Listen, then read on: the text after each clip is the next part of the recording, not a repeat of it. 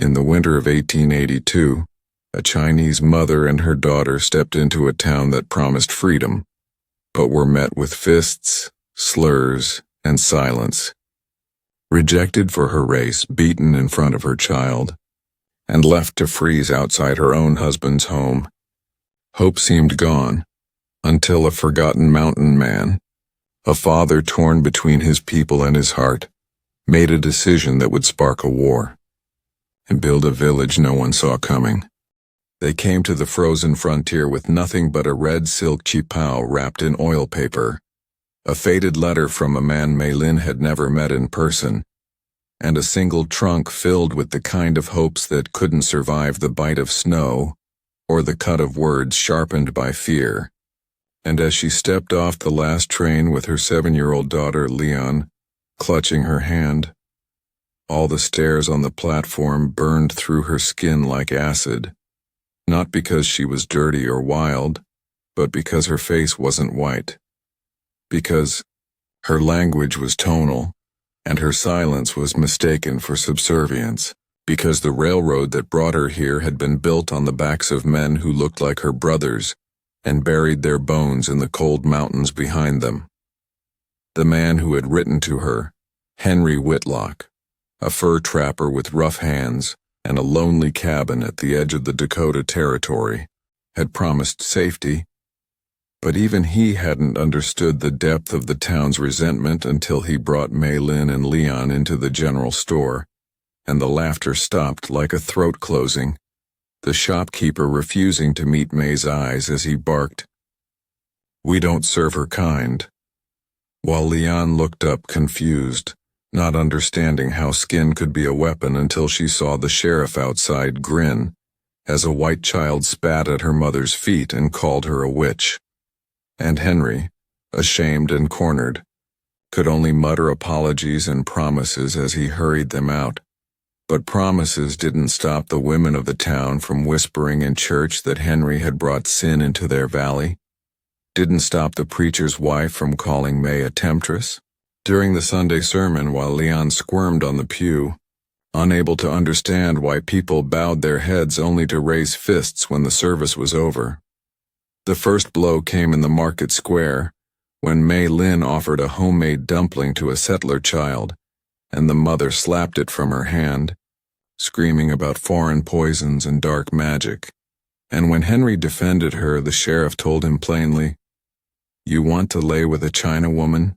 Fine, but don't expect the law to lay with you." And that night, they returned to their cabin, where the only warmth came from Leon's innocent questions like, "Did I do something wrong?" And Mei Lin could only cry in silence as Henry held both of them, guilt carving lines into his face. But guilt couldn't stop what came next. When 3 men with lanterns and whiskey breath surrounded their home in the dark, shouting slurs and daring Henry to come out and fight like a man.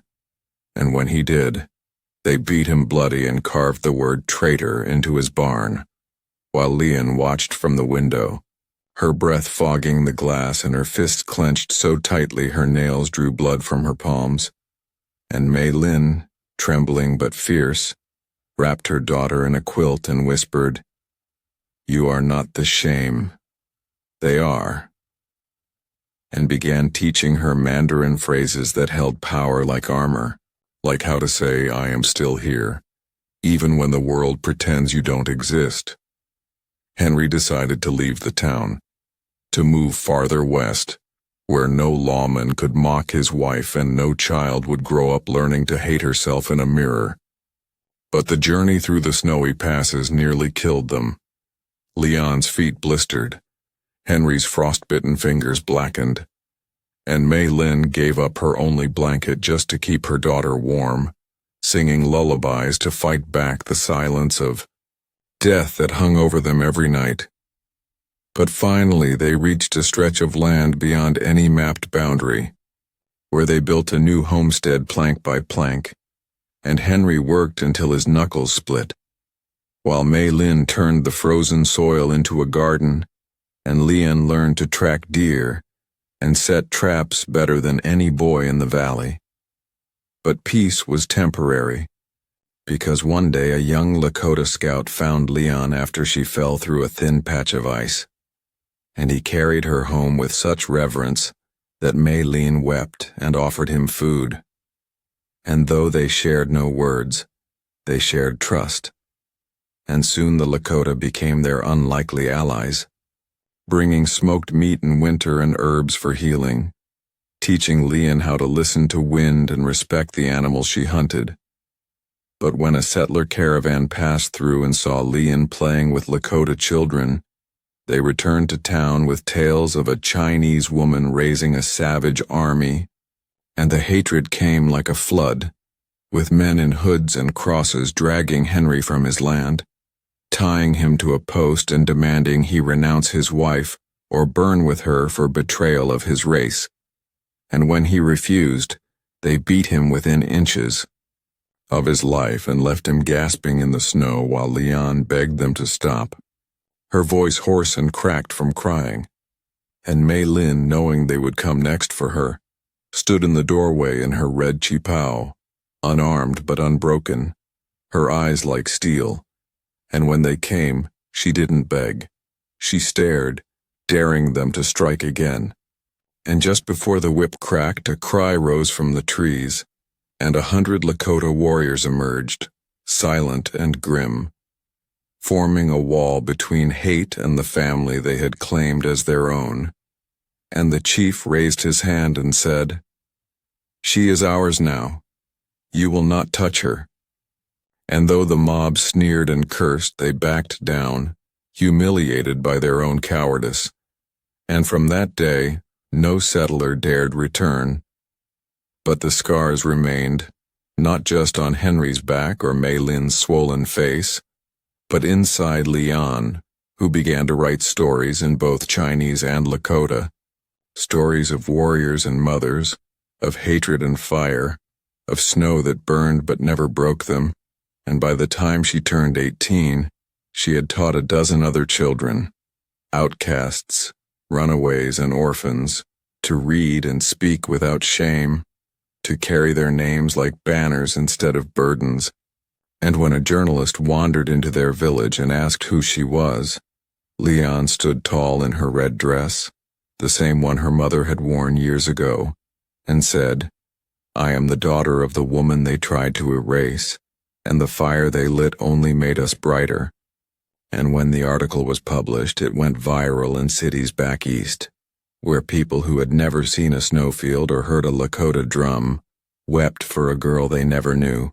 And some even came, strangers from Boston and San Francisco, bringing books, supplies and apologies, too late for justice but not too late for change.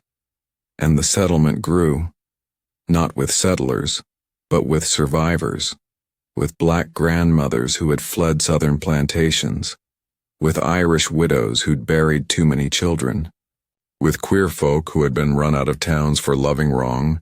And under Maylin's teaching, they learned to grow food that healed and speak words that resisted. And Henry, though older and slower now, smiled every time he heard Mandarin in the schoolhouse or Lakota songs by the fire, because he knew that what they had built was not just a home, but a revolution disguised as a village, a place where no one's skin was a sin and no one's name was a curse. And on the day Maylene passed, surrounded by faces she had once feared would never accept her, she whispered to Leon, "You are my answer." And Leon, now a mother herself, stood outside that night in the snow, red silk flowing in the moonlight, and promised to keep the fire lit for all those still walking through the dark.